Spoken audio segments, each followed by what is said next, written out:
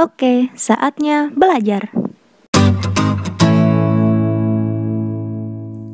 Hai adik-adik, kali ini kita akan belajar mengenai penyajian data. Sebelum belajar, kita berdoa dulu ya. Oh iya, jangan lupa untuk subscribe channel ini dan nyalakan tombol loncengnya agar tahu ketika ada video baru. Assalamualaikum warahmatullahi wabarakatuh.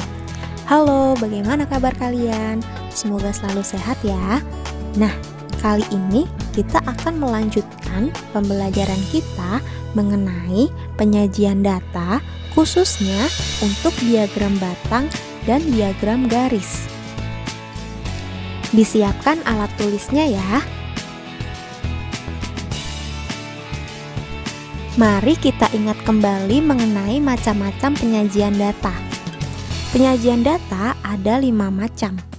Pertama tabel, kedua diagram gambar, ketiga diagram batang, keempat diagram garis, dan yang terakhir ada diagram lingkaran. Nah, kali ini kita akan fokus mengenai diagram batang dan diagram garis.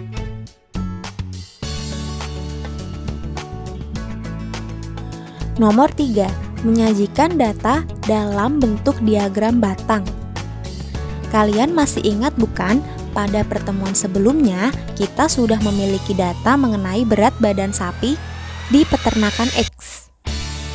Nah, kali ini kita akan menggunakan data itu lagi untuk membuat diagram batang dan diagram garis.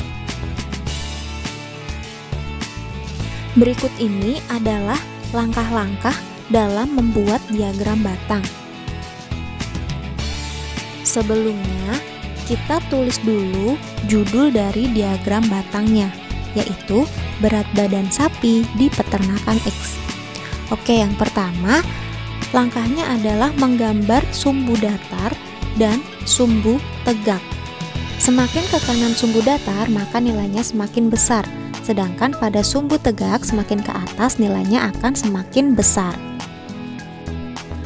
Yang kedua adalah buatlah skala pada sumbu datar dan sumbu tegak. Nah, kita isi garis-garis yang ada pada sumbu datar dulu. Ini akan kita isi berat badan sapi.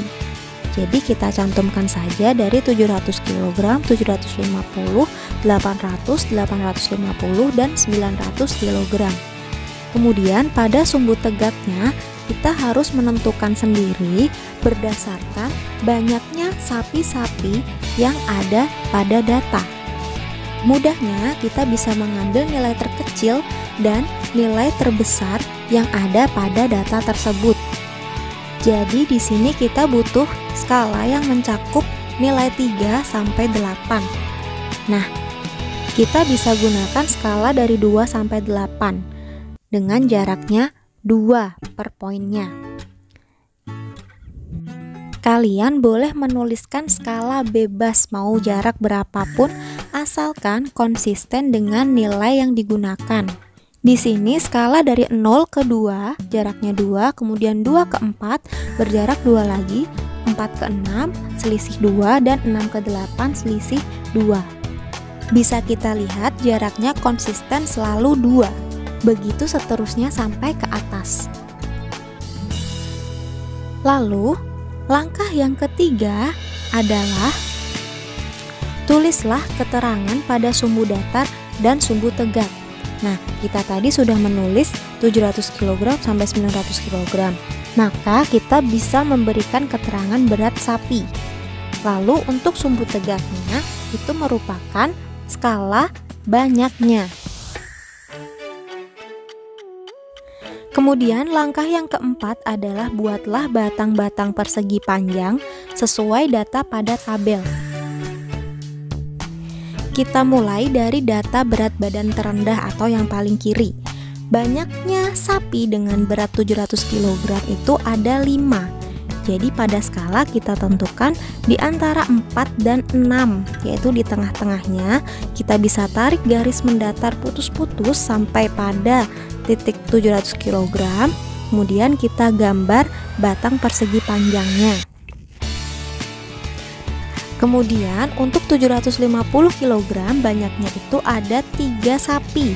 Jadi kita bisa tarik garis putus-putus pendatarnya di antara 2 dan 4. Kemudian kita buat balok persegi panjangnya. Selanjutnya untuk 800 kg ada 8 sapi. Jadi kita bisa tarik garis mendatar, kemudian kita buat batang persegi panjangnya. Lanjut ke 850 kg. Jumlahnya ada 4 sapi. Jadi kita bisa tarik garis putus-putusnya di angka 4, lalu kita buat batang persegi panjangnya. Terakhir untuk 900 kg ada 5 sapi. Jadi kita tarik lagi garis putus-putus pendatarnya pada angka 5, kemudian kita buat balok persegi panjangnya. Nah, inilah diagram batang berat badan sapi di peternakan X yang dapat kita buat sesuai data. Yang keempat, menyajikan data dalam bentuk diagram garis. Kita gunakan lagi data berat badan sapi di peternakan X untuk membuat diagram garisnya. Nah, langkah-langkahnya adalah sebagai berikut. Sebelumnya, kita tentukan dulu judul dari diagram garisnya, yaitu berat badan sapi di peternakan X. Nah, langkah pertamanya yaitu menggambar sumbu datar dan sumbu tegak, sama seperti diagram batang. Lalu yang kedua, buatlah skala pada sumbu datar dan tegak. Ini juga sama lagi, pada sumbu mendatarnya kita buat berat badan sapi, kemudian untuk sumbu tegaknya kita tentukan skala berdasarkan banyaknya sapi. Di sini kita menggunakan skala yang sama, yaitu berjarak 2-2. Yang ketiga, tulislah keterangan pada sumbu datar dan sumbu tegak. Ini juga sama dengan yang sebelumnya, keterangan berat sapi dan keterangan banyaknya. Lalu langkah keempat, buatlah titik-titik pada pertemuan sumbu datar dan sumbu tegak. Nah, inilah yang membedakan antara diagram garis dan diagram batang. Kita coba buat dari 700 kg. Jumlahnya ada 5 sapi. Jadi kita tarik garis mendatar dulu dari skala 5, kemudian kita tarik garis tegaknya dari 700 kg sampai dia ketemu dengan garis titik-titik tadi. Lalu kita buat titik pertemuan antara kedua garis tersebut. Selanjutnya untuk 750 kg ada 3 sapi. Jadi kita tarik garis putus-putus mendatarnya, kemudian kita tarik lagi garis putus-putus tegak dan kita buat titik pertemuannya. Selanjutnya kita tarik pada data skala 8, lalu kita buat titik pertemuannya. Begitu seterusnya ya, sampai data yang terakhir yaitu 900 kg.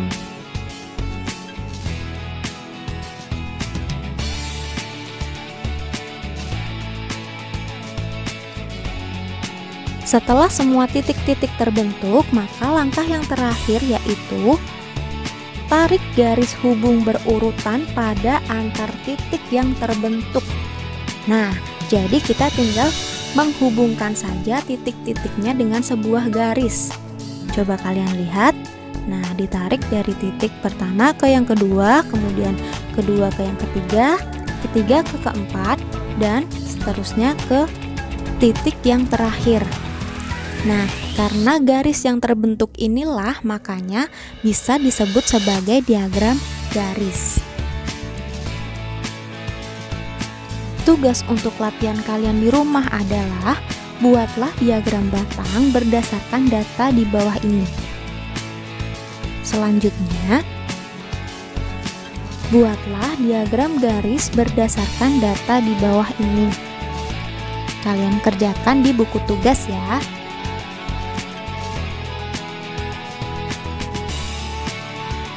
Sekian untuk pembelajaran kali ini.